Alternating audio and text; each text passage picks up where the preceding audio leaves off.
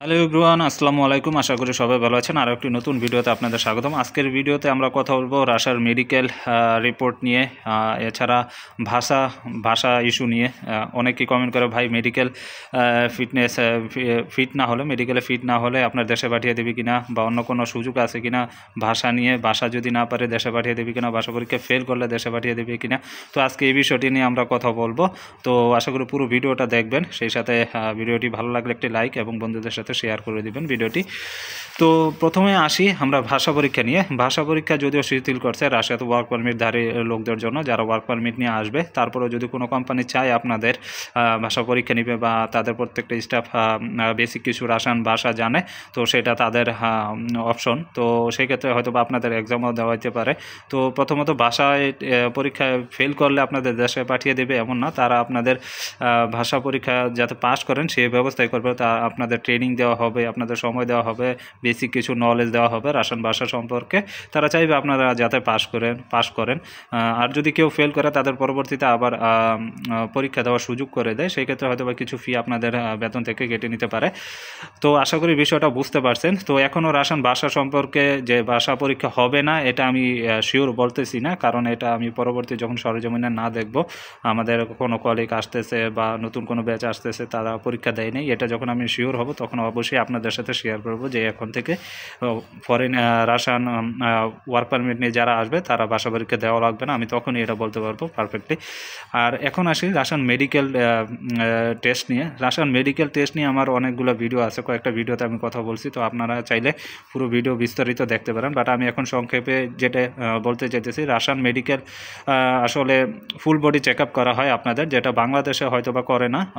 অনেক কোম্পানি আসলে বাংলাদেশেরটা just blood test করিয়ে নিয়ে আসে, পরবর্তীতে রাশিয়াতে আসার পর আপনাদের ফুল বডি চেক আপ করা হয়।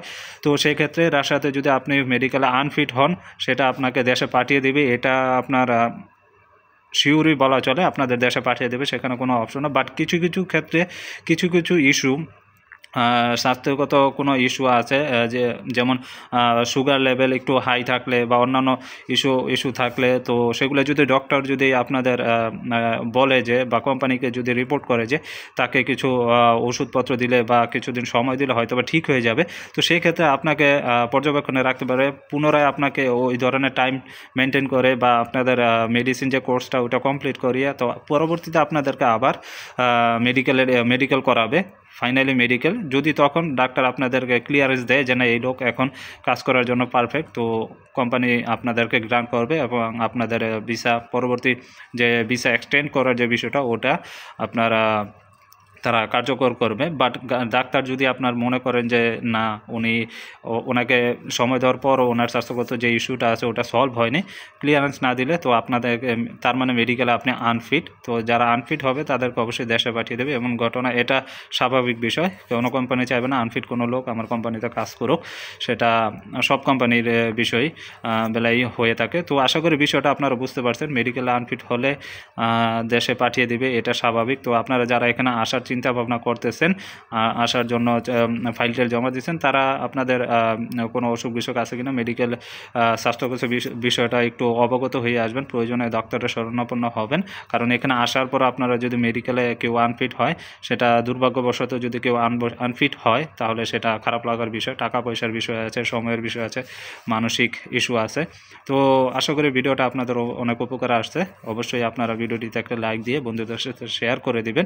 সেই সাথে কিছু জানার থাকলে কমেন্ট বক্সে অবশ্যই জানাবেন, আমি চেষ্টা করব যখনই সময় পাই আপনাদের কমেন্টের আনসার দেওয়ার জন্য, সেটা কমেন্ট বক্সে হোক আর ভিডিওর মাধ্যমে হোক। আর চ্যানেলে নতুন হয়ে থাকলে চ্যানেলটি অবশ্যই সাবস্ক্রাইব করে রাখবেন। ধন্যবাদ সবাইকে, কথা হবে পরবর্তী ভিডিওতে।